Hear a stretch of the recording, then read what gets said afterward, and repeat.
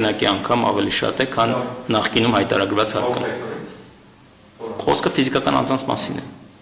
Դա միայն տնականների վարձակալության գծով է։ Ոչ, չէ, ընդհանուր։ Նաև արտադրական շինություններ կան ասենք դեպքեր, երբ ֆիզիկական անձը։ Չէ, խոսքը գնում է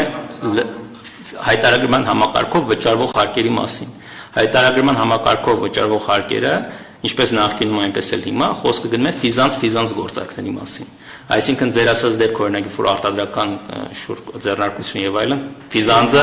կազմակերպությանը վարձակալությամբ է հանձնել տարածք, դա ֆիզանց գործարք չէ։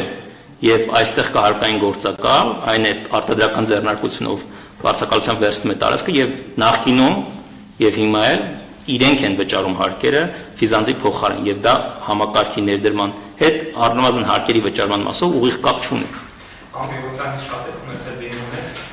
բազաբանման դիմում է դա եւ ֆիզիկական դոկումենտն է վճարում, որտեղ շատերը ինձ հիշում են որ տարիներ առաջ դա ենթակա է հայտարարման եւ բարձրացան հայտարարել վճարել դրանից։ Հիմա այլևս պարտադիր չէ, այս բազաբանումների անցում է շատ է ունենում Նման վիճակագրության այս բանը չեմ տիրապետում, որ հստակ պատասխանեմ, բայց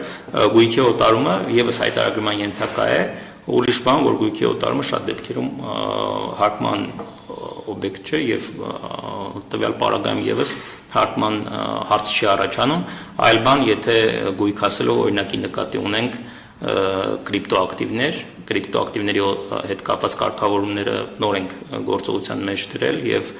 այդտեղ օրինակ ֆիզիկական անձանց հետ կապված որոշակի հարկային պարտավորություն առաջանում։ Այս հարցերի կազմակերպում եւս տվել է, բայց ինչպես պետք է բացահայտեք, թե անձը լանfanակ ունի թե ոչ։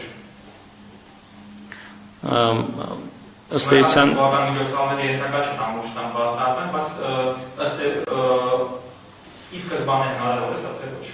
Իհարկե հնարավոր է, բայց հարցը նույնն է, ոնց որ ասեք ինչպես եք բացահայտում մարդը բանկային հաշիվ ունի թե չէ։ Բանկային հաշիվը երևում է, ասենք, կարգավորող մարմինը վերահսկում։ Այսինքն նույն տրամաբանությամբ կարգավորող մարմինը, այս դեպքում կենտրոնական բանկը ներդրել է կարգավորումներ, որով պետք է ցանկացած հաճախորդ, այդ թվում նաև կրիպտո աշխարհում պատշաճ նույնականացում անցնի, ոնց որ անցնում է բանկում։ Կրիպտո աշխարհի հետ առնչվելուց մենք պետք է հասկանանք, որ դա ընդհանրապես նոր տեխնոլոգիա է մեր ավանդական գործարքներին, այսինքն գործարքի բովանդակությունը գլոբալ առումով չի փոխվել, գործիքն է փոխվել։ Եվ ոնց որ բանկային հաշվի դեպքում է կատարում պատշաճ նույնականացնում եւ հետագծելիություն գոյություն ունի, նույնը պետք է ներդրվի կրիպտո աշխարհում, որ ուղղությամբ որ կենտրոնական բանկը շարժվում է եւ այս պարագայում